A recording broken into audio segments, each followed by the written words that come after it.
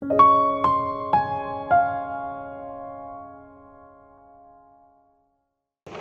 Bapak Ibu Saudara. Sekali lagi salam. Bapak Ibu bisa melihat saya? Saya berharap demikian karena takut tidak bisa dilihat ya, gambar orangnya jelas ya. Bapak Ibu kita bersyukur. Saya bersyukur sekali karena hari ini merupakan sebuah kehormatan dari gereja di tempat ini, Pak Ketua Sinode, Ketua Majelis, Pak Nur dan semua yang boleh dapat mengundang saya untuk datang dan melayani di tempat ini. Bapak Ibu, saya adalah adik bungsu dari GSRI. GSRI Bekasi ini adalah kakak sulung saya. Karena kami satu orang tua dari GSRI Kebayoran Baru. Dan kakak sulung tahun lalu, berapa waktu lalu ke Lampung dan melihat. Saya tinggal di tempat yang luar biasa dan Bapak Ibu mungkin lihat dulu sebelum kita baca Alkitab. Sebelum kita baca Alkitab, Bapak Ibu ada beberapa gambaran yang boleh melihat bagaimana pelayanan yang dikerjakan di Lampung dan boleh dilihat dulu supaya ada gambarannya karena kalau saya cerita semua akan kacau. Jadi Bapak Ibu perlu tahu siapa orang Sumatera. Saya di bagian selatan, kalau hari ini ada Pardede, ada marga-marga yang lain yang di utara. Ini menjadi doa kita dan Bapak Ibu semua yang ada di sini. Boleh ditayangkan ini, Bapak Ibu boleh melihat bagian gereja yang ada di situ itu adalah pertama kali tempat musola. Seharusnya itu musola yang dibangun di situ. Dan penduduk masyarakat yang membangun tempat itu. Dan Bapak Ibu ukurannya agak lumayan 50 meter kali 50, 2.500 meter.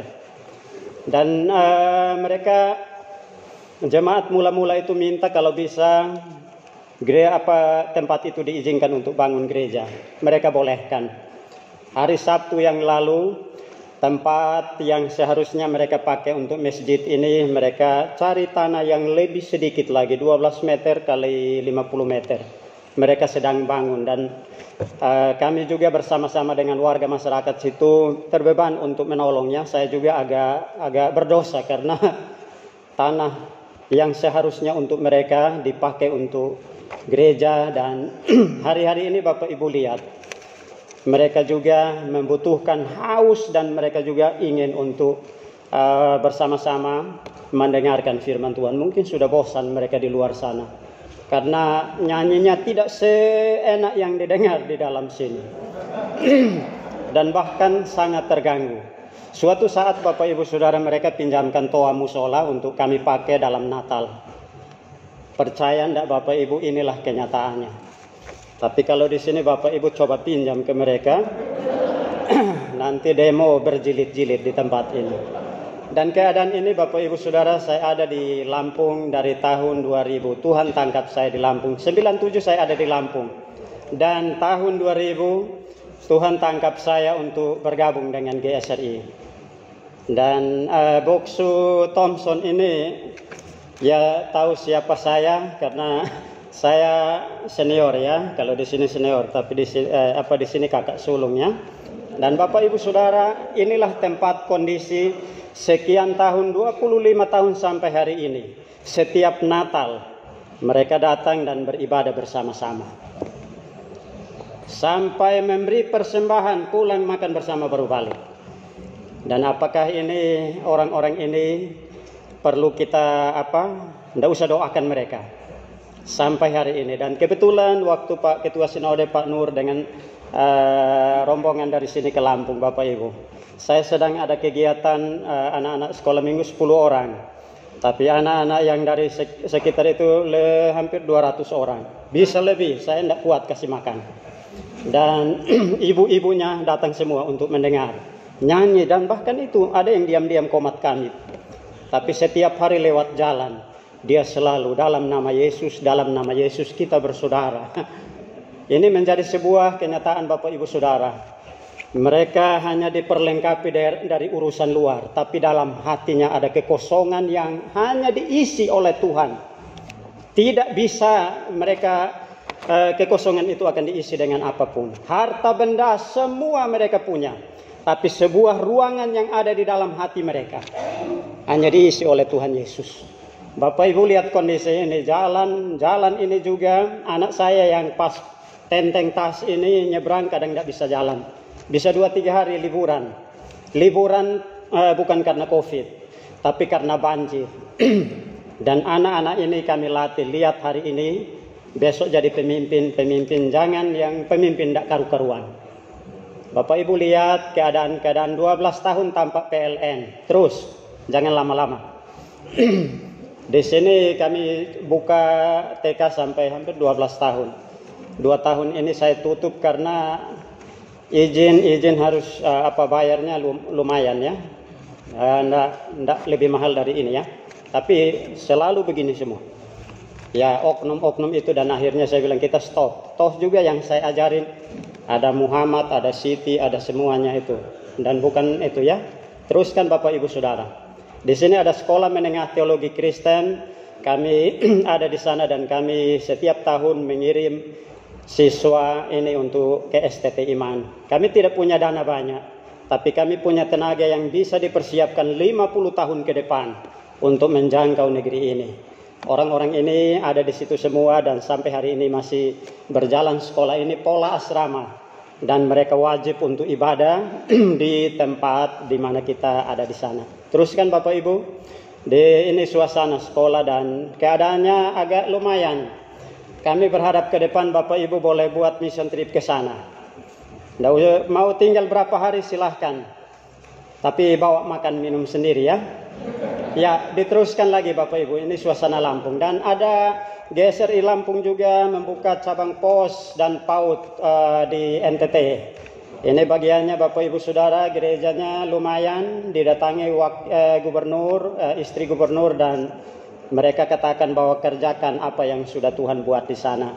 Pernah ada badai seroja, atapnya hilang semua. Untung hamba Tuhannya tidak terbang ke sana, tidak terbang hilang ke laut.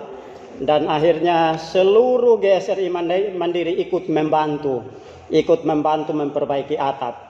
Dan mereka masih ada sampai hari ini karena kemurahan Tuhan. Kenapa ada di sana Bapak Ibu tiba-tiba berpikir ke sana? Bukan karena saya orang NTT. Tapi di sana sudah banyak penghijauan, dan di sana butuh untuk kembali mereka disegarkan, diinjili kembali. Banyak anak-anak dikirim ke Ingkopat di Parung Kuda sana.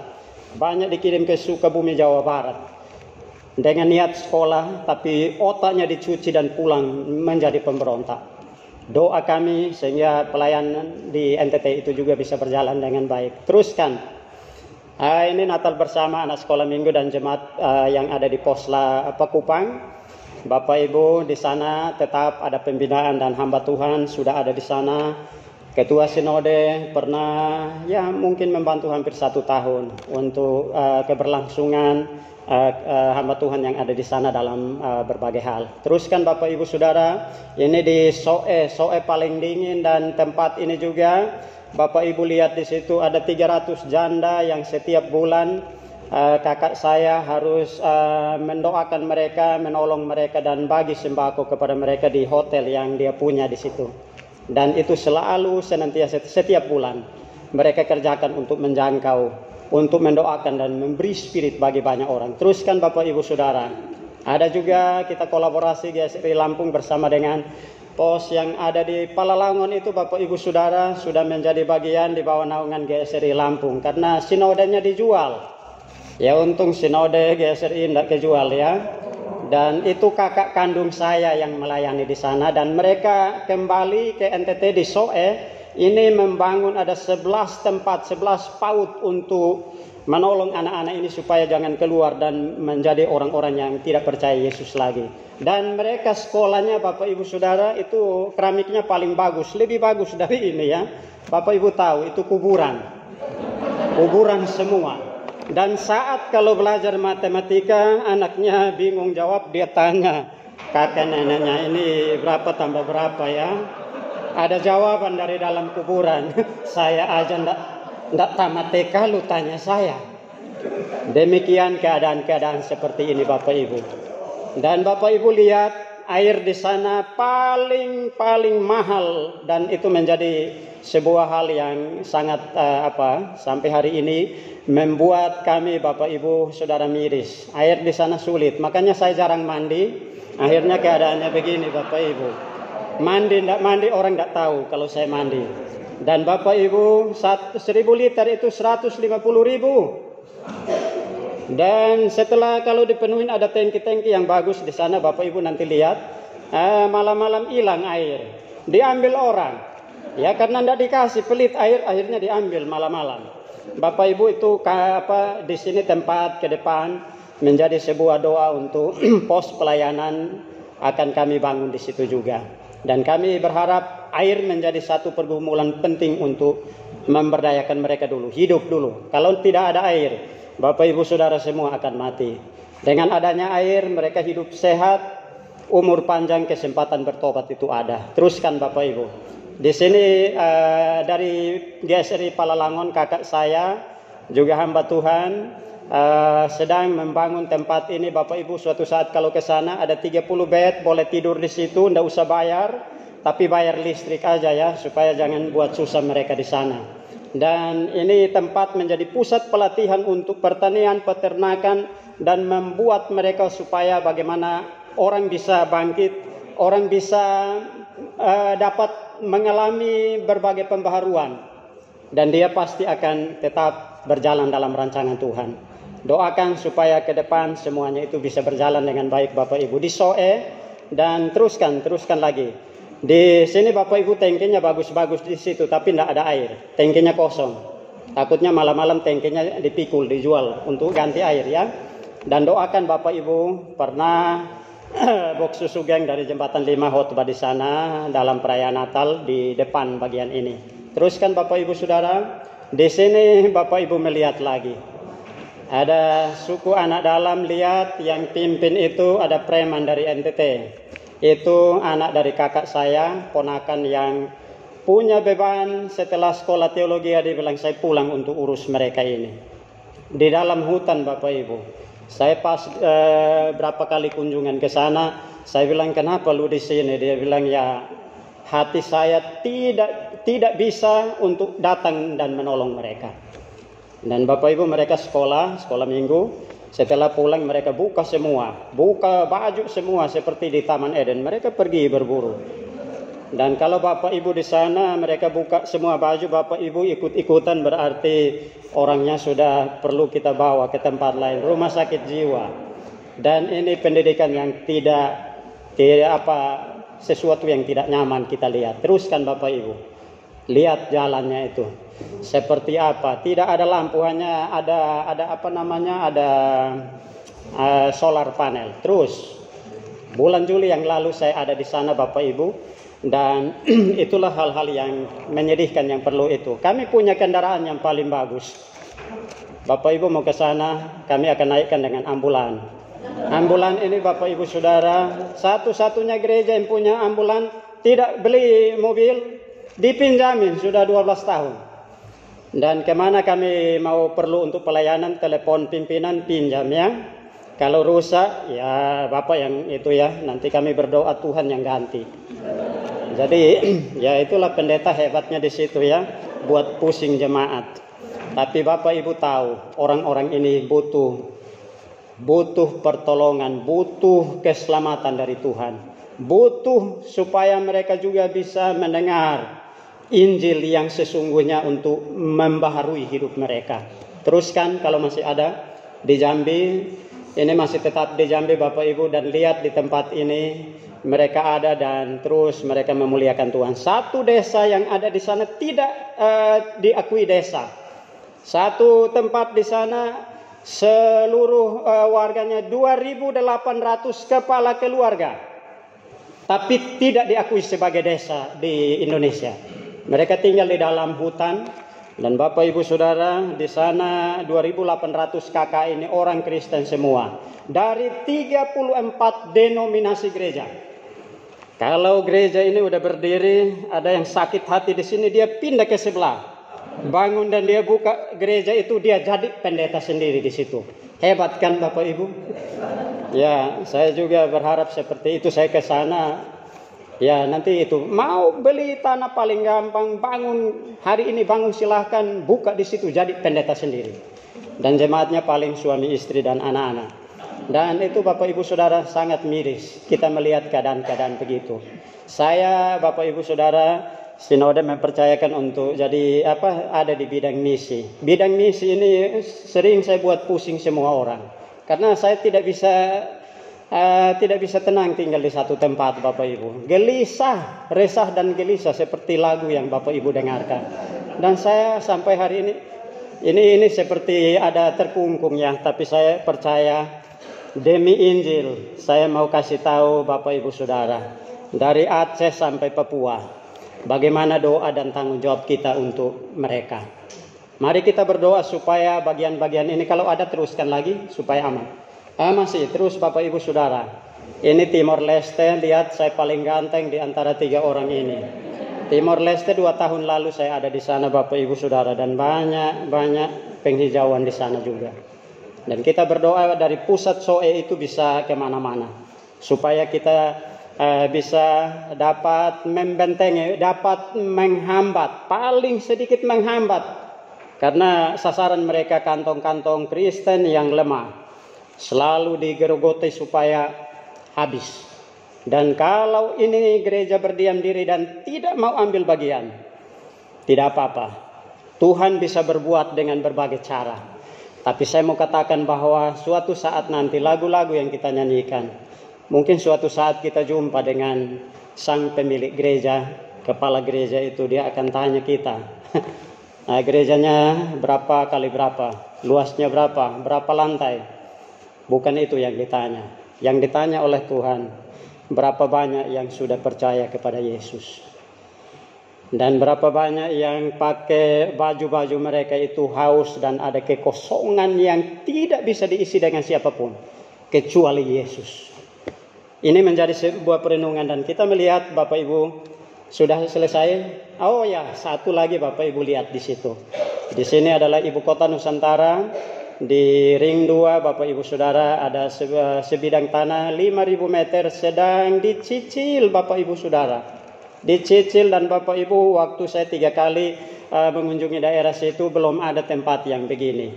Dan ketika tanah ini sudah kita DP di Penajam Pasir Utara, dan saat di DP sekian, seminggu kemudian BTN Syariah bangun 350 unit di situ. Dan ini menjadi doa kita Bapak Ibu, yang kasih tanah itu ada ibu-ibu yang pakai rok mini ya, atau apa saya tidak lihat. Itu orang Bugis. Baru percaya Yesus, dia katakan bahwa saya mau beli jual tanah, saya mau jual ke orang Kristen. Bapak Ibu, kenapa IKN ini menjadi sebuah perhatian khusus dan doa bersama? 1, tahun 1947 juga pimpinan GSRI yang merintis di Indonesia, Pendeta Timotius Chau Sekuang, pertama kali hadir di Kalimantan Timur, IKN. Tapi GSRI semua ada di Kalimantan Barat. 2 tahun lalu saya bilang ya, GSRI Kalimantan Barat bertobat ya. Coba Kalimantan Timur, Utara, Selatan, Tengah, coba ke situ juga. Dan ini menjadi doa kita Bapak Ibu Saudara. Kekurangan dananya masih kurang sedikit, dan ini menjadi doa kita bersama. Bulan 2 Februari 2026 itu tanah harus dilunasi. Dicicil sudah 2 tahun. Dan Bapak Ibu Saudara, kenapa IKN ini menjadi pilihan? Tidak ada gempa di sana. Kalimantan tidak ada gempa. Yang kedua, berlapis tanah itu harta karun berlapis ke bawah, di atas sawit karet, pohon dan seterusnya, di bawah batu bara, di bawah lapisan batu bara ada gas, di bawah gas ada minyak bumi, di bawah minyak bumi ada uranium nuklir. Itu otaknya Pak Jokowi tidak tahu, dicek sampai ini sekian lapis. Bapak Ibu kalau yang punya harapan ke depan mau bisnis, silahkan ke sana, tapi jangan pelit ya. Kalau bisnis di sana, bagi-bagi juga supaya pelayanan Tuhan bisa dikembangkan kemana-mana. Kalau ada yang mau hari ini, tolong laporan ke Pak Ketua Sinode ya. dan nanti saya jadi agen ya untuk minta perpuluhan. Ya, Bapak Ibu, mari kita baca Alkitab Mazmur 131. Kita buka Alkitab Mazmur 131, kita baca ini 3 ayat tapi paling sulit. Kita berbaca bergantian Bapak Ibu Saudara. Mazmur 131 saya baca ayat pertama, Bapak Ibu kedua dan ketiga kita bersama-sama. Menyerah kepada Tuhan. Nyanyian ziarah Daud. Tuhan, aku tidak tinggi hati dan tidak memandang dengan sombong. Aku tidak mengejar hal-hal yang terlalu besar atau hal-hal yang terlalu ajaib bagiku.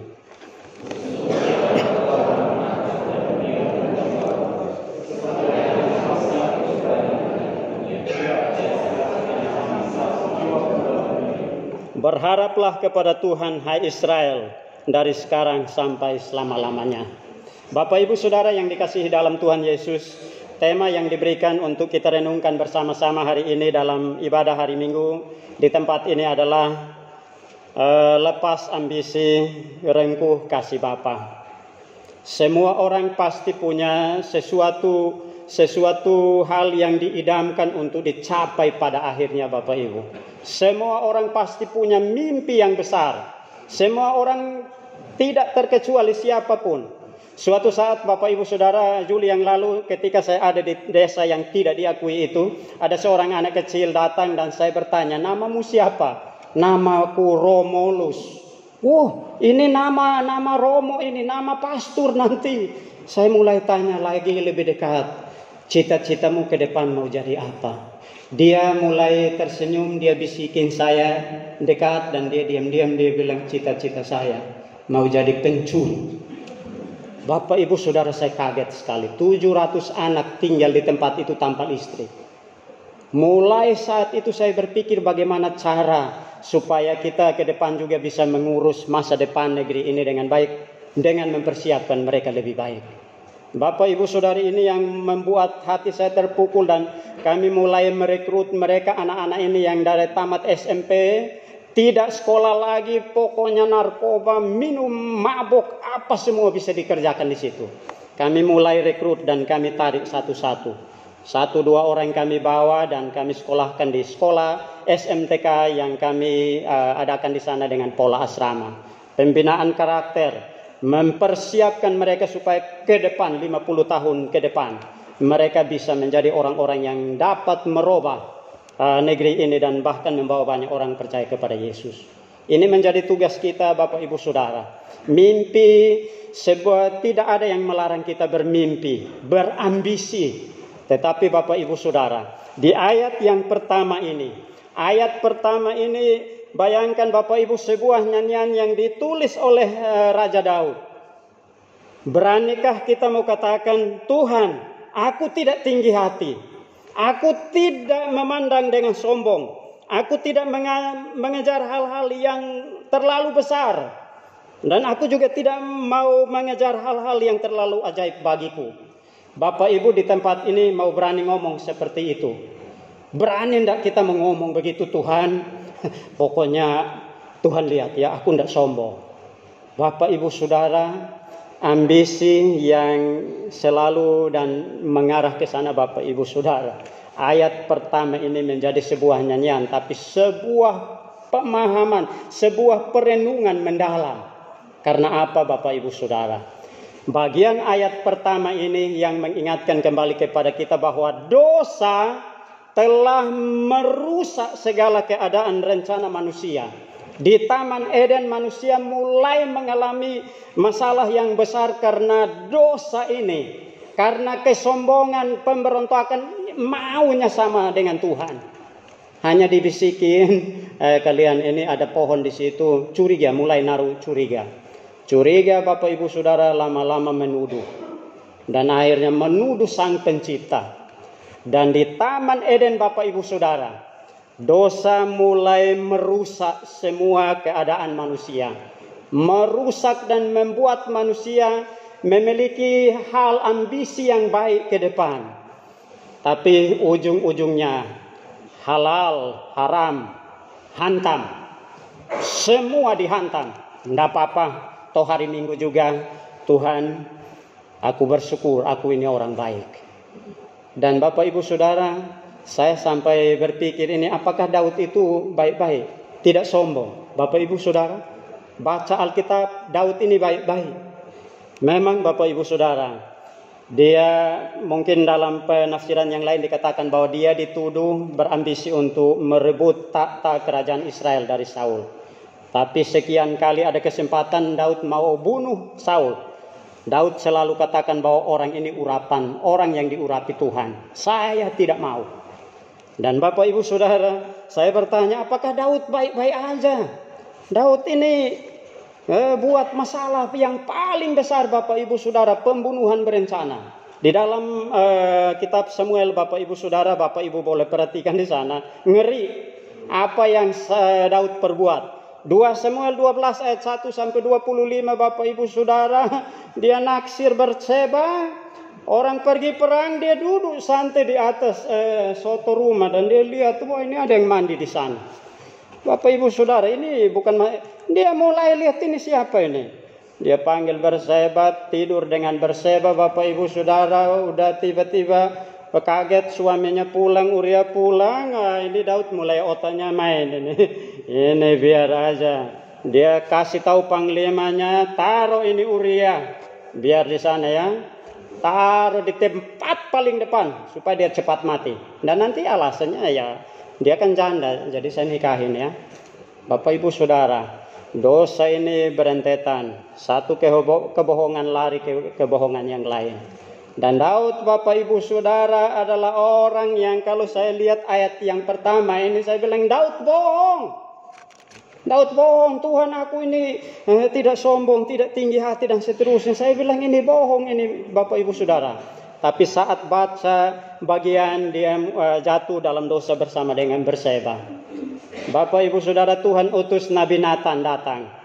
Nabi Nathan juga tidak sembarang Bapak Ibu Saudara menghadap raja langsung, hei kau ini buat masalah ya dengan ini ya. Enggak. Ternyata Raja Daud ini suka dengan cerita. Makanya kita bersyukur anak-anak sekolah minggu itu senang dengan cerita. Daud datang, apa kabar? Mungkin Nathan dipanggil Tan. Bang, apa kabar bang? Oh ya baik. Raja Saul ya mungkin karena sudah akrab. Boleh enggak aku mau cerita ada sesuatu ini? Boleh. Kamu cerita dulu. Dan Nathan langsung cerita di kota itu ada 2 orang, satu kaya, satu miskin. Yang kaya ini punya banyak kambing domba. Yang miskin ini cuman domba betina 1. Dan suatu saat ada tamu yang datang kepada orang kaya ini. Dia sayang, tidak mau ambil domba-domba yang banyak ini. Dia ambil domba betina orang miskin ini. Dia ambil, dia potong dan ya gara-gara mentang-mentang dia kaya. Dia karena kaya apa aja dia ambil Bapak Ibu Saudara. Daud mulai, siapa itu ya, kurang ajar itu ya. Pokoknya seperti tidak ada rasa kasihan aja. Dan Bapak Ibu Saudara, Nathan mulai pancing dia dengan cerita, jalan terus. Daud marah, orang itu harus dihukum mati. Itu tidak benar. Dan kambing yang sudah dipotong harus diganti 3 kali lipat. Dan orang ini harus mati itu. Siapa itu? Saya raja ini. Kita panggil orangnya. Nathan langsung lihat. Dia bilang, kamu orangnya. Bapak Ibu Saudara. Ini di depan raja tunjuk begini. Pasti pengawal, matikan aja Nathan. Nathan jangan sampai bongkar rahasia saya. Tapi Bapak Ibu perhatikan dalam ayat yang pertama. Ada kata Tuhan, huruf besar semua di sana. Bapak Ibu lihat di situ. Yahweh. Saat Daud menyanyikan pujian ziarah ini, nyanyian kepada Tuhan itu Bapak Ibu Saudara, ada kata Tuhan di situ dia utamakan dulu. Dia bilang Tuhan, aku tidak tinggi hati, aku tidak sombong. Setelah Nathan menunjuk dia, menegur dia, kau orang ini yang harus mati. Di Mazmur pasal 51 kita temukan di sana. Ada pengakuan dosa, pengakuan dari Daud. Daud tersungkur dan dia katakan bahwa Tuhan, aku ini tidak beres. Di dalam Mazmur pasal 51 Bapak Ibu Saudara, di Mazmur 51 ini dia katakan bahwa Tuhan, aku sadar Aku sadar aku bukan siapa-siapa. Aku orang berdosa. Aku orang berdosa dan aku pasti dihukum mati. Aku pantas dihukum mati. Tapi aku tahu supaya dalam hidupku aku mau bertobat. Biarlah Tuhan boleh menghukumku, tapi jangan mengambil roh yang ada dalam diriku ini ya Tuhan, seperti Saul. Roh Tuhan meninggalkan dia dan hidupnya berantakan. Dan Bapak Ibu Saudara, di dalam Tuhan, sesulit apapun, sebesar dosa apapun yang kita lakukan, yang penting kita mau datang kepada Tuhan. Tuhan, aku bukan siapa-siapa. Aku orang berdosa. Aku butuh Tuhan. Aku mau supaya dalam perjalanan hidupku, setiap rencana masa depanku, hidupku, apapun yang aku lakukan, sebelum memulai semuanya itu aku butuh Tuhan duluan. Itu sebabnya ada huruf besar semua di situ. Tuhan. Dia utamakan Tuhan. Tuhan yang membentengi, menebus segala dosa dan perbuatannya yang tidak benar di hadapan Tuhan. Dia sudah mencapai ambisi yang paling tinggi Bapak Ibu. Istrinya 5. Kekayaan apa semua dia punya. 40 tahun dia memerintah di Israel. Tapi satu yang dia miliki di dalam hatinya, aku butuh Tuhan di dalam perjalanan hidupku. Itu yang membuat Bapak Ibu Saudara dan kita sangat bersyukur.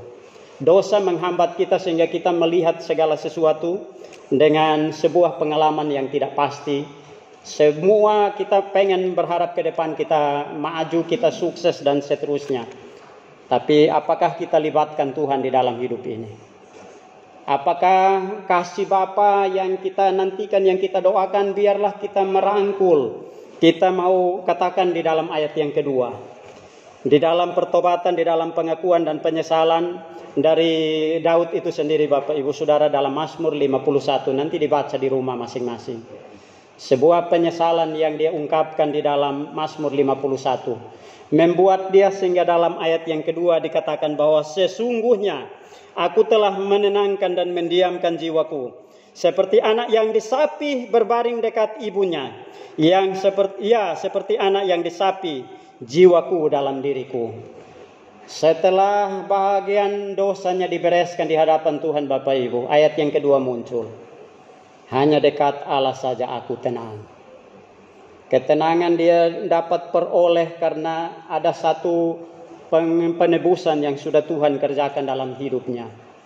Dia sadar diri, dia penguasa, dia punya segala sesuatu. Tapi dia butuh pengampunan dan pertolongan Tuhan. Itu sebabnya ayat yang kedua ini mengajarkan kepada kita Bapak Ibu Saudara, agar kita boleh dapat mengalami pembaharuan, pertolongan dan kekuatan dari Tuhan. Sebuah contoh Bapak Ibu Saudara, seorang yang bernama Yakub. Yakub Bapak Ibu Saudara, cita-citanya hebatnya luar biasa, ambisinya tinggi sekali. Hanya gara-gara semangkok kacang merah. Kakaknya aja dia tidak peduli lo mau jadi apa. Lu kasih dulu hak kesulungan kepada saya dulu, baru makan. Kalau saya ada di situ, saya bilang sini mangkoknya, kacang merahnya buat saya aja, tidak usah ribut kalian. Dan Bapak Ibu Saudara, Yakub ini artinya penipu ya. Penipu, dan dia akhirnya dengan dosa yang dialami dia harus lari bertahun-tahun di tempat di Laban, di Haran sana. Dia ada di sana Bapak Ibu Saudara, dan waktu dia mau balik, Tuhan selalu sertai dia, tapi dia bilang bertobat. Suatu saat mau ketemu dengan kakaknya Esau. Dia bergumul malam itu di sungai Yabok. Dia bilang, Tuhan, tidak sanggup aku ketemu dengan kakak saya. Itu gara-gara kacang merah dia bisa bunuh saya ini Tuhan. Tapi Bapak Ibu Saudara dalam bergumul dengan malaikat malam itu. Malaikat sampai udah mau pagi, tiba-tiba malaikat bilang saya mau pergi. Dia peluk, tidak boleh pergi sebelum aku diberkati. Dan ini menjadi sebuah pengalaman Bapak Ibu Saudara. Dengan merengkuh atau dengan merangkul, aku mau ada dalam pelukan Tuhan. Yakub pada akhirnya ganti nama di situ. Yakub diganti dengan nama Israel, artinya orang pilihan Tuhan. Tuh Bapak Ibu Saudara, kita butuh pembaharuan dari Tuhan. Kita butuh pertolongan dari Tuhan dan kita butuh tujuan hidup kita ke depan itu apa. Dan cerita yang paling jelas Bapak Ibu Saudara, pengalaman anak saya yang nomor 1 ini tahun lalu mencoba untuk aku berambisi masuk UPH, beasiswa kedokteran dari Bank BCA. 10 orang, dia ditahan 6 bulan Bapak Ibu, tesnya 2 kali lagi. Terakhir dibilang tidak lulus. Dia nangis sampai dibilang aku tidak terima. Saya bilang ingat, bukan cuma satu-satunya kau jadi dokter. Kau salah suntik orang mati kau masuk penjara. Dia mulai dibilang tidak terima Pak. Saya mau di UPH, di kedokteran. 2 minggu kemudian Bapak Ibu dia langsung masuk farmasi.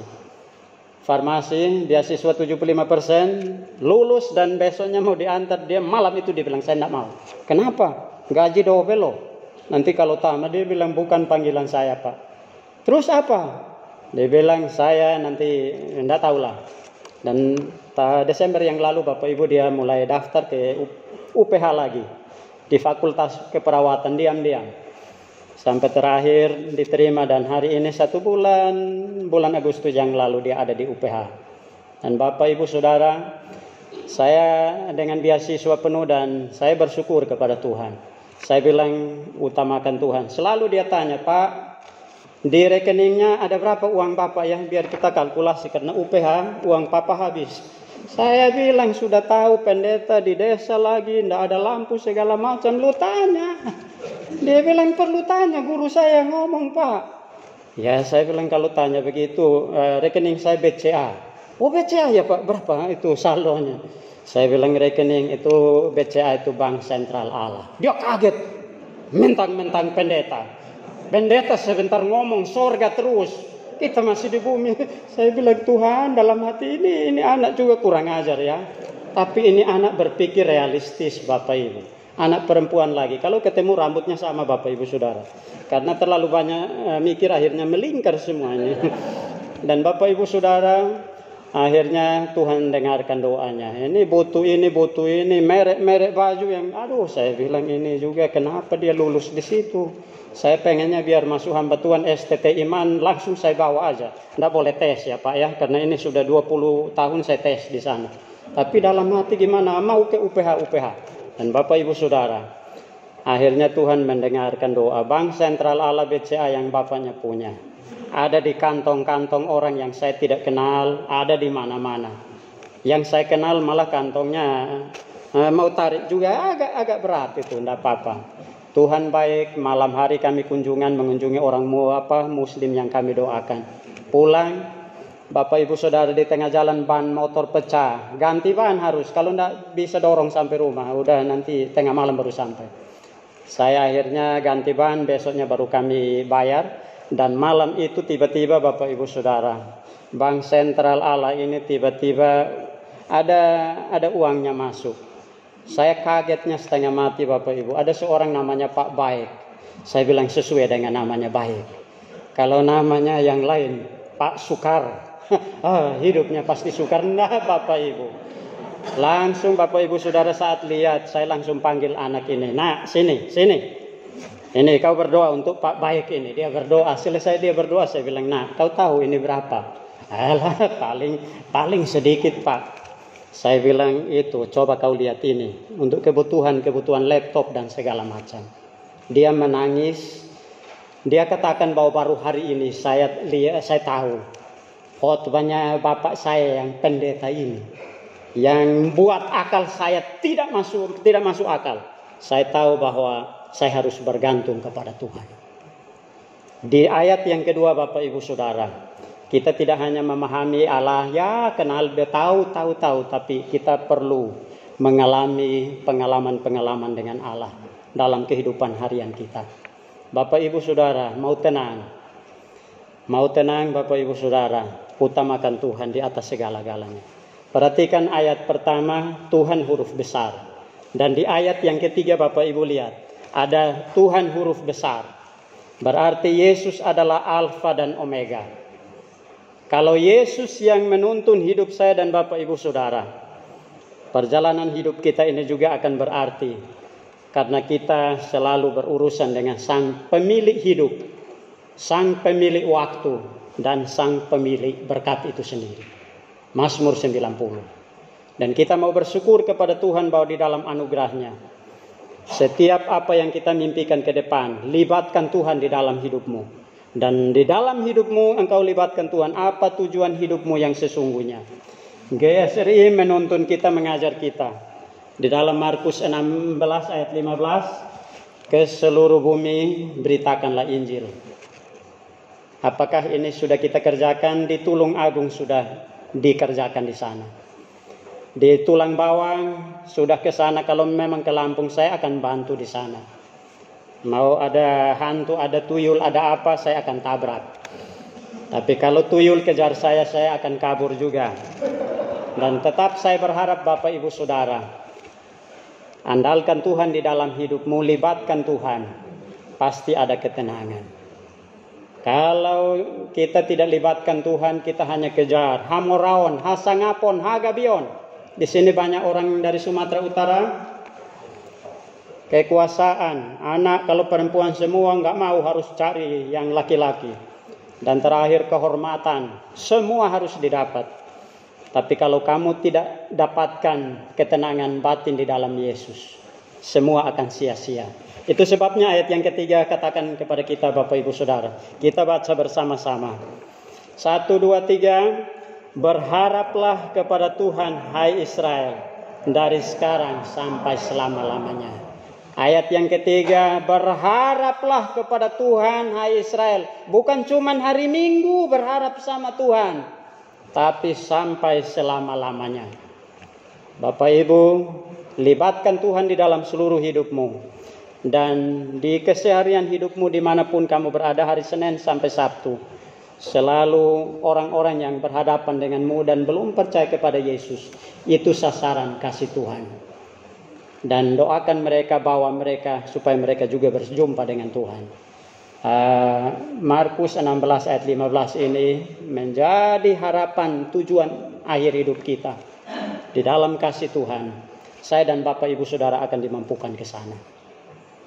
Dan ini menjadi doa kita bersama sehingga kita boleh dapat melayani Tuhan.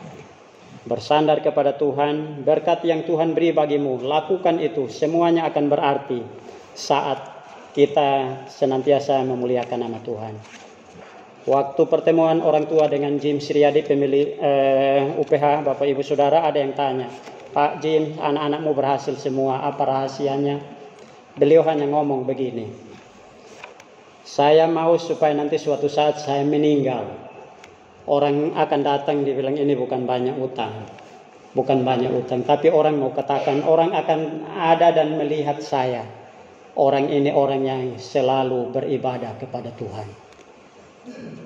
Ini orang kaya ini Bapak Ibu Saudara. Dia bilang suatu saat saya di peti mati, orang datang, dia bilang Pak James Riyadi ini orang yang mengasihi Tuhan. Orang saleh.